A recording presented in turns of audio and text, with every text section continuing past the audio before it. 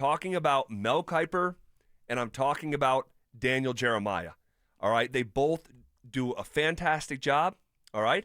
And I think it's curious how each of them went about this process today for the Denver Broncos. All right. So, firstly, both Kiper and Daniel Jeremiah agree on the first 4 picks of the draft, Phil. They have the Titans taking Cam Ward number 1. They both have the Browns taking Abdul Carter. They both have the New York Giants drafting CU's Shedeur Sanders. And they also both have Mel Kiper and Daniel Jeremiah, the New England Patriots drafting Travis Hunter 4th overall. All right, so they got Shedeur going number 3 to the Giants and Travis going to the Patriots, which that's not a bad move for the Patriots. If Travis slips to the 4th pick in the NFL draft, you're getting a unicorn to help out. That would be great for the Patriots. I don't know if that's going to happen, but that's going to be great. And for Shedeur, that's great news for him. Like, at least your top 3. And especially amidst rumors a week or two ago that, hey, this guy could fall completely out of the first round. Yeah, you have people saying that he's not even a second-round draft pick, that like they have him graded as a third-round quarterback and all this. And so for people, it's like, okay, what do you believe? Shedeur Sanders has had a great career for the last 2 years with the Buffs, and he's slated to go in the first round. Now here with these mock drafts, he's going number 3. You know, what's interesting is the Tennessee Titans one. Titans taking Cam Ward instead of the defensive end. So that's going to be interesting. Yeah, and oh, man. It feels like, well, I shouldn't say this, but it feels like if you're not going to take a quarterback number 1 overall, the value of having the number 1 overall pick in the draft, and maybe it's minimized because this quarterback class isn't thought of maybe like last year's. But if I'm not picking a quarterback, I'm not picking Shedeur, and I'm not picking Cam Ward, let me trade out of that pick. You are a rebuilding organization. That's why you're picking first. Yeah. Like, trade out of that pick, gain assets, and try to build more of a foundation. And you know what, Zach? Maybe that's what the Titans do. That's what the Titans do. Trade out of that pick, get more draft capital, and still get their guy, the defensive end, Abdul Carter, at wherever that is going to be at, like 3 or 4. Yeah. So... All right, so interesting that both Kiper and Daniel Jeremiah agree on the first 4 picks, okay? Both guys, Phil, have the Raiders drafting Ashton Jeanty, 6th overall. Raiders, okay. It feels like this is like turning into almost like, not consensus, but like darn close to like nearly everyone. It feels like every mock I click on, it's the Raiders drafting Ashton Jeanty. I mean, especially after Geno Smith signed or got traded to the Raiders. It's like, okay, you have a quarterback. Now you need to add pieces around him, just like here in Denver. We have the quarterback. Now you add pieces around him. We need a running back. The Raiders need a running back. So I'm not surprised that the Raiders decided to pick up Jeanty at number 6 in the NFL draft. All right. Both Mel Kiper and Daniel Jeremiah have Tyler Warren and Colston Loveland, the 2 first-round tight ends in this draft. They both have them being selected before the Denver Broncos. So Evan Ingram is in the fold. Got that. Still not the long-term plan. I am still open to drafting a Colston Loveland at 20. Are you? I definitely am. Definitely. I don't know, Zach. The position's too important to say, oh, it's covered for the next 2 years. We don't need to think about. I just think that you go about it with a seriousness at the tight end spot. Yeah, if you feel like Colston Loveland is that guy, and when he is healthy, because he's going to have to get healthy, that he can make that impact we always talk about, well, go ahead and draft him at 20. But if not, you have the luxury, because you did pick up Evan Ingram, that you did pick up Hufanga and Greenlaw, that you have the luxury to take the best guy that's there for you if it's not the running back that you want. So, like, that's the beauty of the free agency, is you picked up a couple really good pieces, and now you don't have to go and get that tight end if you don't think that he's ready for it. Yep, you're not pigeonholed. All right, that was interesting, because last go-around, Colston Loveland was falling near the Broncos. He was coming to the Broncos. This time around, in both of their third crack at this mock draft thing, Mel Kiper, Daniel Jeremiah have both tight ends drafted before the Broncos are on the clock. What else I found interesting is that both mocks now have Ole Miss quarterback Jackson Dart going in the first round. And that is just like gaining steam. And a lot of this has got to be based on information, right? They're not just like throwing stuff at the wall. Like, you're coming out of the combine, you're coming out of free agency. What are you hearing? And this kid's stock is rising. Yeah, So yeah. could have Quarterback, though. Yeah, Zach. yeah. You know, anytime that you can get a quarterback that you think is good or good enough, you're going to take him in the first round because you never know what he's going to turn into. So, Well, Kiper has him going now in the top 10 to the Saints. That's crazy. He's got him going 9th to the Saints. Daniel Jeremiah has him going 21st, the pick right after the Broncos to the Pittsburgh Steelers.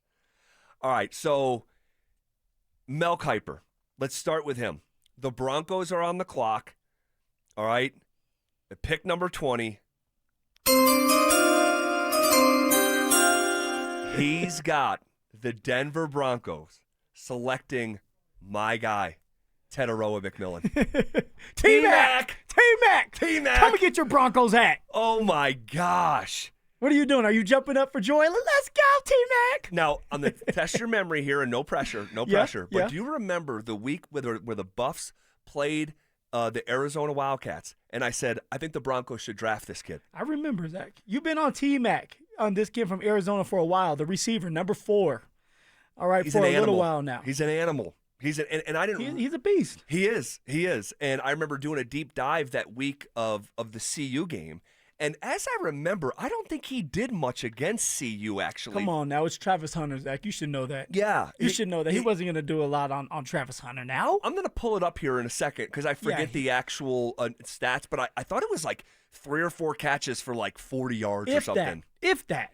So, yeah, I mean, but hey, it's okay. There's not a lot of Travis Hunters out there. So T-Mac is the one. Receiver from Arizona. How you feeling, Zach? You've been wanting a receiver. You've been crying about getting Keenan Allen yesterday.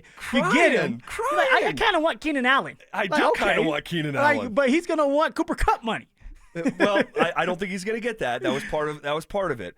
But I would do a backflip. Would you? I mean, I watched this kid once I went down the rabbit hole, and I'm just in love with this kid's game. He's a route runner. You've talked about him for a long time now. Phil, his hands are like spider webs. He's got like Jokic hands. Like dude, they. How are you gonna compare a basketball player to a football player to Jokic hands? Because Jokic has the best hands, the softest hands that I've ever seen on a basketball court. I heard you could sleep on him. You do not see Jokic all too often lose a 50-50 hands battle. Yeah, or bobble a ball. No, who is the king of that is Michael Porter Jr. Michael Porter Jr. has the softest, weakest hands I've ever seen. Jokic is the complete opposite. We're talking about hands now, huh? Yes. So soft. But you just said Jokic's were so soft and smooth, like pillows. No, so soft as in like he just absorbs the basketball. Like you see guys with like cement hands. Like Jokic is just it feels like his fine motor skills on his hands are just it's so natural. It's so natural. So Zach Bye likes looking at hands. I got that. Soft, big, watch you now. Pillowy hands. I do. He had 5 catches for 38 yards against CU. It was his worst game of the season. But the kid is an athlete. He's big. Yeah. I mean, he's big. He runs a 4.48 as a big receiver. They clocked him in at 4.44 at his pro day. Oh, why did I say it was 4.48? I think the 4.48 maybe came from the combine. Okay. But they reclocked it, but they make you do it a couple times. Okay. So maybe it was the first was a 4.48, then a 4.44. It doesn't matter. A 4.4 is a 4.4. A 4.4 is a 4.4. Yeah, and that's fast. I'm looking at the football player. I'm not going to let a fraction of a second like. No, that's not how it works. He's got great hands. He's a great route runner. He wins at the point of attack. And I'm just such a big fan of it. I think he'd be a great fit here with the Broncos. Oh, no doubt, Zach. Like, no doubt. You've been wanting a receiver. You get a receiver, a young one at that. Yeah. All right, that gets to be on a rookie deal for 4 to 5 years because you have a 5th-year option. And if he does pan out to be a really good receiver and he can pair with Courtland Sutton right now, and then when Courtland Sutton's contract's done, you have a stud like T-Mac, that's what you're looking for. You're looking for T-Mac to be able to get the baton and run with it now that Courtland or somebody else is done. So I like it. The issue is we need a running back. Like, why? Like, did we forget that we need a running back here in Denver? All of a sudden, everybody is cheering up and down because we have the tight end. not knowing that you still need a running back if you're going to be successful in this league. Well, there's more than one place to find them than 20th overall, Phil. How many running backs are going to pan out, though? That's the question. And I get it. We don't know. At the running back position, you can find them anywhere you go. I was undrafted. And there's going to be a couple other undrafted running backs this year that are going to emerge as playmakers. Totally. That always happens. That's players in general. But if there's a running back on the board that you like and it's a running back, you should take the dang running back. Because we haven't had a 1,000-yard rusher here in Colorado with the Denver Broncos since my sexy butt. Yeah. All right? That's we hard to need believe still. a running back to help Bo Nix out. So I agree. Of course I agree. Of course I agree. Do you? You were just jumping up and down for T-Mac. Yes, and I will be. His soft hands. Because I'm not locked into one single position. I'm really not. And this is and we know the Broncos are going to draft a running back. At some point, they will draft a running back. We know that. And it's going to be, I'd be almost stunned if it wasn't in the first 3 picks of the draft. If they chose to wait late, I would legitimately be stunned. This is going to be the 20th overall pick, a second-round pick, or a third-round pick. I can't see them with you on that. waiting for like an Estime in the 5th round of value pick. Like they were able to get Alvin Kamara in the 3rd round. And look what happened with Alvin. Alvin Kamara has been a great running back. They've drafted running backs in the 1st round. So at some point, rounds 1, 2, or 3, the Denver Broncos will address it. I'm just saying, if there's a running back out there, why not? So I understand what you're saying, and I agree with what you're saying. Then why are you stuttering right now? What are you going to say, but? In principle, but in this draft, and I really should have said this to be truthful. Please do. In Mel Kiper's draft, he's got Genty going 6th to the Raiders. Phil, he's got Omarion Hampton going 12 to Dallas. And if that's the way it falls, okay, because I think the way it falls is well, I know it's very important. You have the top 2 in this exercise. The top 2 tight ends are off the board. The top 2 running backs are off the board. Yeah. And if that's the case, in some people's eyes, I heard Cecil say this on the drive-in, he's got T-Mac listed as the best receiver in this class, number 1. And if you have a chance, because there's a run on running backs, because there's a run on tight ends with a little Bowers bump, and you have the number 1 or even number 2 wide receiver in this class fall to you, why not take him? Why not take him? Don't force the issue. No, I agree. I agree with you. If he's there and you truly feel like he's the guy and that he can be a number 1 receiver, why mess around with it? Take the best option possible for the Broncos if you have a plan. If your plan is, hey, we're going to get a running back in the 2nd round and we know he is going to be there and you're all in on him, go ahead. But if you're not, there are a couple other running backs that are going to have 1st-round grades. For example, Trayvon Henderson from Ohio State. 144 carries, over 1,000 yards rushing, 10 touchdowns, can catch out of the backfield. I don't know how long he's going to be on the board for. So if you need a running back right away, which we do, why mess around with it? Why get burnt by it and have one of these running backs on another team go crazy while we sit here and say we could have had him? We know how important the running back position is now.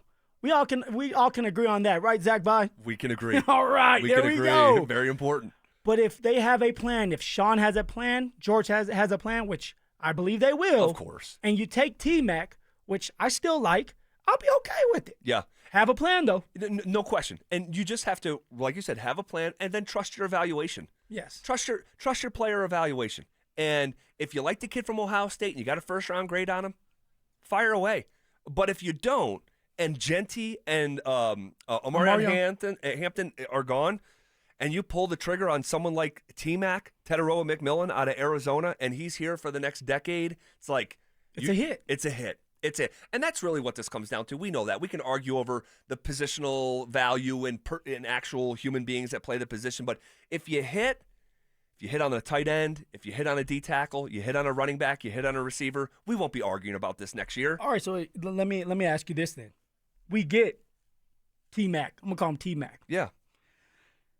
What does that mean for Cortland?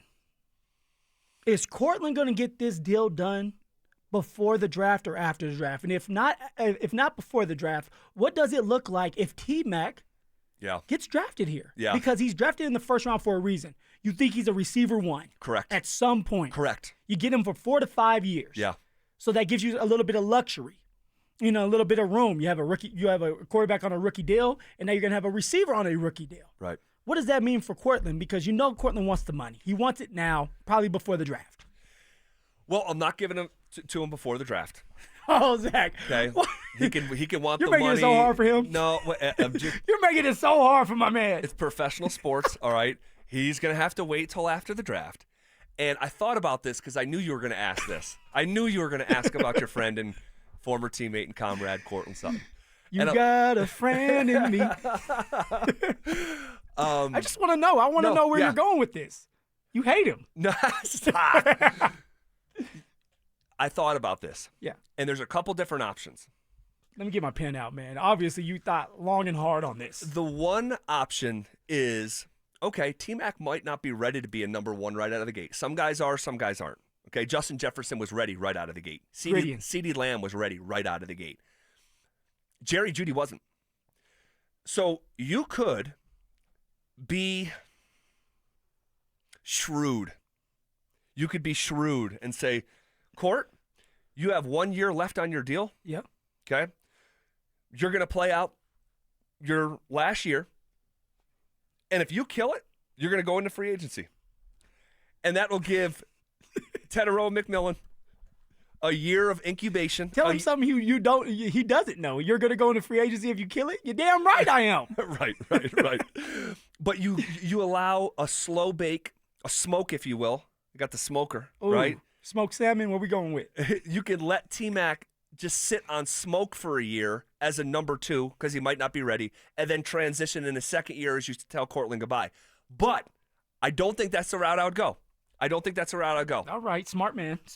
I appreciate Cortland and, what he has done, right? All right. But I do think this draft pick, and this is why I would wait till after the draft, I do think it would change how I operate by a year. And this is what I mean. Yesterday, we were talking about a 3-year extension for Sutton. That's probably what he's looking for.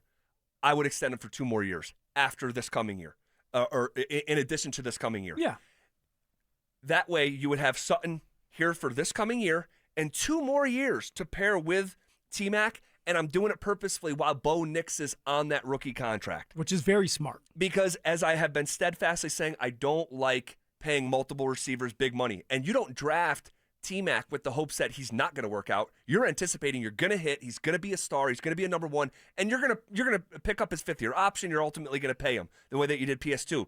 So I think that you can sort of do both at once. You can keep a strength to strength, keep Court in the wide receiver room for 3 more years. Yeah, so this year and then add an extension for 2 more years. Yep, and I might even sweeten it with a little bit more guaranteed money up front because he's not going to like that. He's going to want 3 years, but I'll work with you. Give you a little bit more guaranteed money up front, okay? You're in the fold for the next 3 years, and here we go. Let's ride. Zach, we don't do let's ride anymore. Let's ride. Let's bow. Look. What do you think? Well thought out. I like it. 2 years.